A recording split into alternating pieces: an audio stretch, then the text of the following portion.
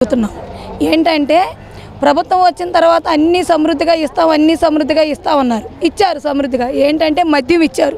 సమృద్ధిగా తాగి ఏం చేయాలో అర్థం కాక చిన్న పిల్లల కాడ నుంచి 6 సంవత్సరాల పిల్లల కాడ నుంచి 60 ఏళ్ళ ముసలోళ్ళ వరకు రేప్ చేస్తానే ఉంటున్నారు, పాడు చేసి చంపేస్తానే ఉంటున్నారు. మనకి లేడీ మహిళలుగా హోమ్ మినిస్టరు వంగ అనిత గారు ఉన్నారు. ఆమె గారికి ఈ మినిస్టర్ పదవి ఎందుకు ఇచ్చారమ్మా అంటే తెల్లారులేసిన కాడ నుంచి జగన్ గారిని తిట్టే ఉద్యోగం కింద ఇచ్చారు. అంతేగాని మహిళలు ఏమైపోతున్నారు, స్టేషన్లో కంప్లైంట్లు ఇస్తే ఏం చేయాలి, మరి వాళ్ళు ఎలా ఉండాలి, ప్రభుత్వం అన్నది అయితే లేదు ఆమెకి.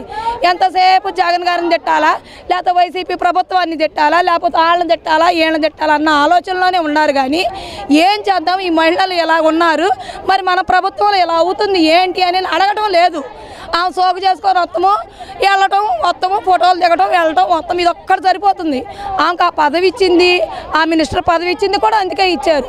ఎందుకంటే ఆమె వేరే వాళ్ళని తిడతాం అంటే సంతోషం, మన ప్రభుత్వంలో ఏమవుతుందో అన్నది తెలియట్లే ఆమెకి. ఎందుకంటే ఒకేళ్ళు చూపిస్తే 4 ఏళ్ళు మన వెంక చూపిస్తారు. ఆ 4 ఏళ్ళు మన వెంక చూస్తేనే ఆమెకు తెలియట్లేదు. ఏంటంటే పదవి అనే అహంకారంలో, మినిస్టర్ అనే అహంకారంలో ఉంది.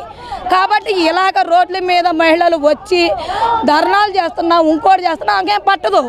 ఎందుకంటే ఆమె వచ్చేది ఎందుకంటే ఓన్లీ జగన్ గారిని తిడతాకే వచ్చింది, బయటికి తిట్టిద్ది.